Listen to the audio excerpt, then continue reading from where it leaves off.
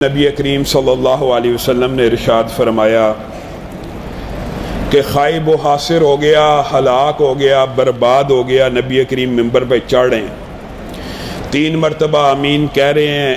صحابہ پوچھتے ہیں ہم نے کوئی دعا تو نہیں سنی؟ آپ نے فرمایا جبریل آئے تھے، 3 دعائیں کر کے گئے ہیں، میں نے 3 مرتبہ آمین کہی ہے۔ ان میں سے ایک دعا آپ کے سامنے جمعے میں رکھ چکے ہیں کہ جس نے رمضان کا مہینہ پایا اور اپنے آپ کو جہنم سے آزاد نہ کروایا، وہ خائب و حاصر ہو گیا، ہلاک ہو گیا، برباد ہو گیا، تباہ ہو گیا۔ اسی طرح اس دعا کا دوسرا حصہ یہ تھا کہ نبی کریم صلی اللہ علیہ وسلم نے ارشاد فرمایا جس نے اپنے والدین کو پایا یا والدین میں سے کسی ایک کو زندہ پایا اور ان کی خدمت کر کے اپنے آپ کو جہنم سے آزاد نہ کروایا، وہ خائب و حاصر ہو گیا، وہ تباہ ہو گیا، وہ برباد ہو گیا۔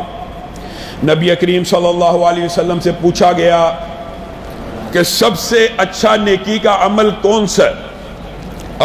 آپ نے فرمایا الصلاۃ علی وقتہا، نماز کو اس کے وقت پہ ادا کرنا۔ پھر سب سے اچھا عمل کون سا ہے؟ پھر والدین کی خدمت کرنا۔ اسی طرح ایک صحابی نبی کریم صلی اللہ علیہ وسلم کے پاس آئے، کہا حسن سلوک کی سب سے زیادہ مستحق دنیا کے اندر مخلوقات میں کون سی ہستی اور شخصیت ہے؟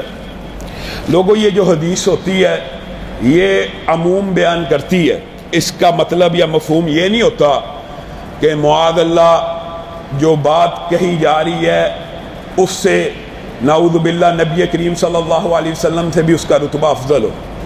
یہ نبی کریم صلی اللہ علیہ وسلم کی عقیدت، احترام، محبت، حق کے بعد سارے حقوق بیان کیے جا رہے ہوتے ہیں۔ سب سے زیادہ کس شخصیت کا حق ہے؟ نبی کریم صلی اللہ علیہ وسلم نے فرمایا تیری ماں کا۔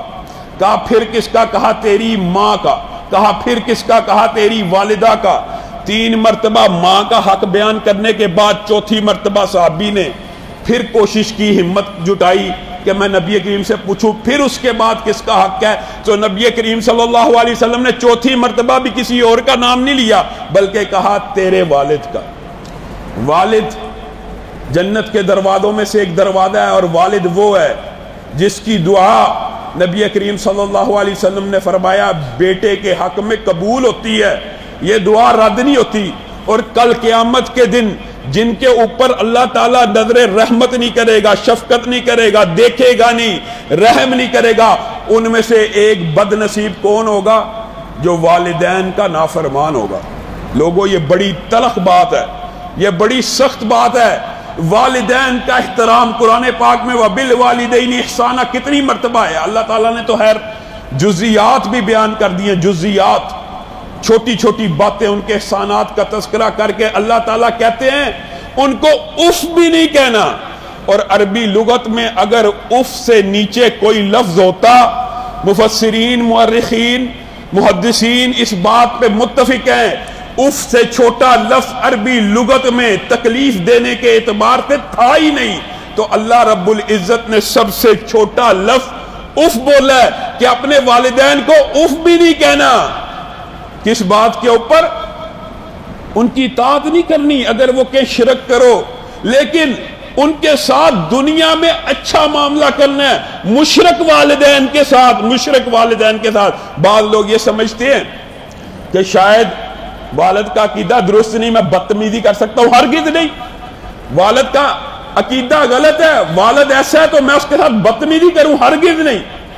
مشرک والد کے ساتھ شرک سے زیادہ کبھی گناہ کوئی نہیں، تو باقی گناہ تو سارے خود بہت چھوٹے ہیں، آپ باقی کا خود اندازہ لگا لیجئے۔ اگر مشرک والد کی، والدہ کی اطاعت کا حکم ہے لیکن شرک میں اطاعت کا حکم نہیں ہے، والدہ کے یہ غیر اللہ کے نام کی نظر دے دو، نیاز دے دو، اس میں اطاعت نہیں ہے، لیکن اس کا مطلب یہ نہیں ہے کہ اس کے ساتھ بدتمیزی کی جائے، اس کو اف بھی نہیں کہنا ہے اور اس کے ساتھ دنیا اچھی بتانی ہے، اچھی گزارنی ہے۔ اس حوالے سے